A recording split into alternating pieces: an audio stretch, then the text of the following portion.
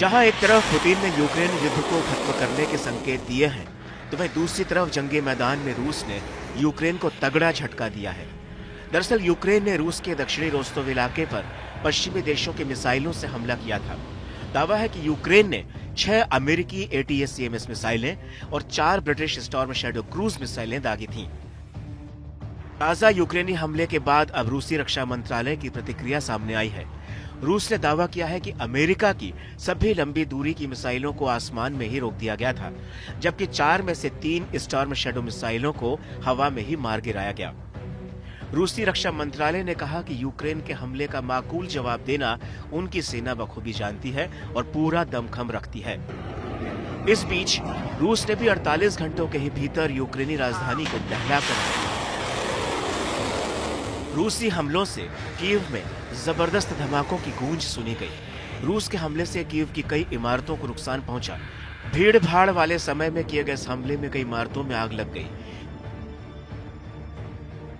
News agency Reuters की माने तो रूसी सेना ने हमले को अंजाम देने के लिए हाइपरसोनिक किंजल मिसाइलों और इस्कंदर बैलिस्टिक मिसाइलों समेत 8 मिसाइलों का इस्तेमाल किया। कीव के सैन्य प्रशासन ने बताया कि रूसी हमले में एक व्यक्ति की मौत हो गई, जबकि 10 लोग घायल हुए हैं, जिनमें से 6 को अस्पताल में भर्ती कराया गया है। बता दें कि बीते दिनों रूसी राष्ट्रपति पुतिन ने पश्चिमी देशों के हथियारों के इस्तेमाल पर यूक्रेन को कड़ी चेतावनी दी थी।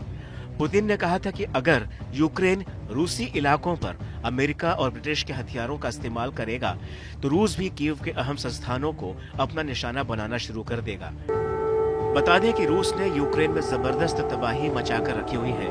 बावजूद उसके राजधानी कीव के फैसला लेने वाले केंद्रों को अब तक अपना निशाना नहीं बनाया है। पुतिन ने कहा था कि रूसी सेना और ज्यादा ऑरेंज मिसाइलों को लॉन्च करने के लिए तैयार है।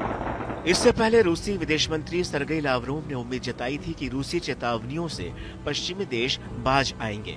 अमेरिका और ब्रिटेन राष्ट्रपति पुतिन की हिदायत को गंभीरता से लेंगे।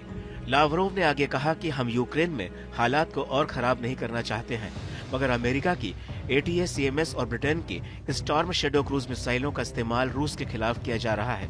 इसको रूस बिल्कुल मंजूर नहीं कर सकता। हमें उम्मीद है कि ऑरेंशिक नामक नई हथियार प्रणाली के साथ दिए गए संकेत को गंभीरता से लिया गया होगा। रूसी विदेश मंत्री ने इस बात की भी आशंका जताई है कि यूक्रेन की ओर से लंबी दूरी के हथियारों का इस्तेमाल अमेरिकी सैन्य कर्मियों की सीधे भागीदारी के बिना मुमकिन नहीं है। पश्चिमी देशों ने हालात को बेवजह खतरनाक बना दिया है।